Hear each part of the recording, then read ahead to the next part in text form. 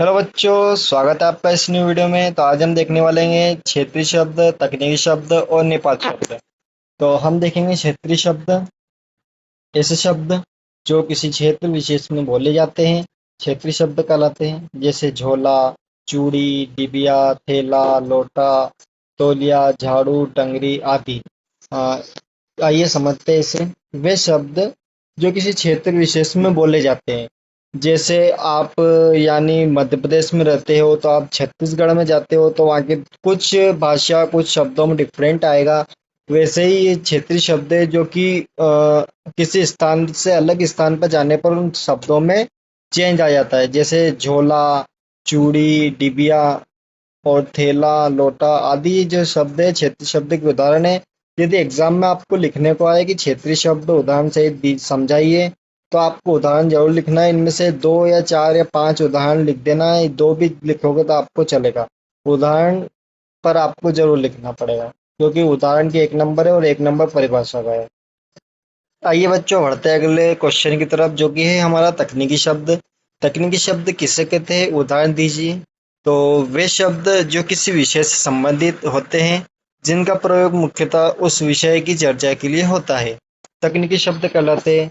यानी बच्चों, ऐसे शब्द जो किसी मुख्य विषय में विशेष विषय में ही प्रयोग किए जाते हैं, तकनीकी शब्द कहलाते हैं। जैसे कोई शब्द है जो विज्ञान में ही प्रयोग किया जाता है, जैसे विकिरण।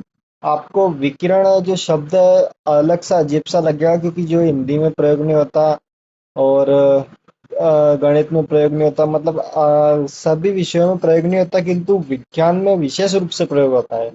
इसके उदाहरण है जैसे विकिरण, उपग्रह, आवृत्ति तत्व, जीवाश्म, पोषण तंत्रिका, कोशिका, आनुवांशिकी, गुरुत्वाकर्षण आदि जो विज्ञान से संबंधित शब्द है, इनका मुख्य विज्ञान में ही प्रयोग किया जाता है। मुख्य रूप से आदि विषयों में इनका प्रयोग नहीं किया जाता है, लेकिन सूक्ष्म रूप में।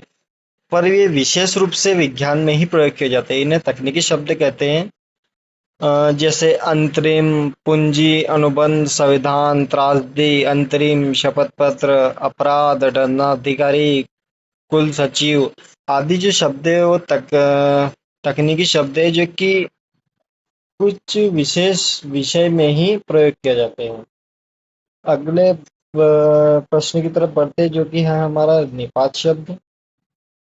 वे अवयव जो किसी शब्द या पद के बाद लगकर उसके अर्थ में विशेष बल देते हैं, निपात शब्द कहलाते हैं। जैसे रमेश केवल पढ़ रहा है, यानी बात में कुछ मतलब अलग ही विशेष बल दिखता है।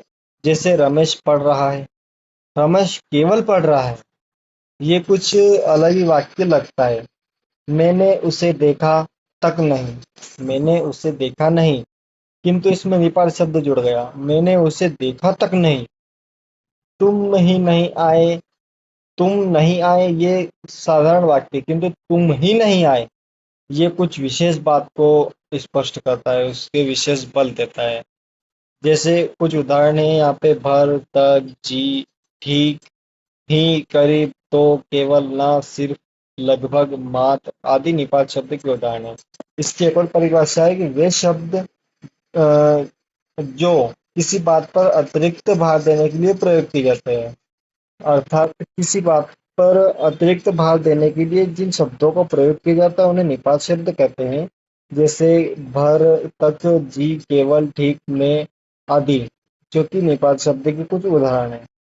तो वीडियो अच्छी लगे तो वीडियो को लाइक एंड चैनल को सब्सक्राइब जरूर कर देना। मिलते हैं अगली वीडियो की तरफ, मिलते हैं अगली वीडियो में। तब तक के लिए जय हिंद, जय भारत।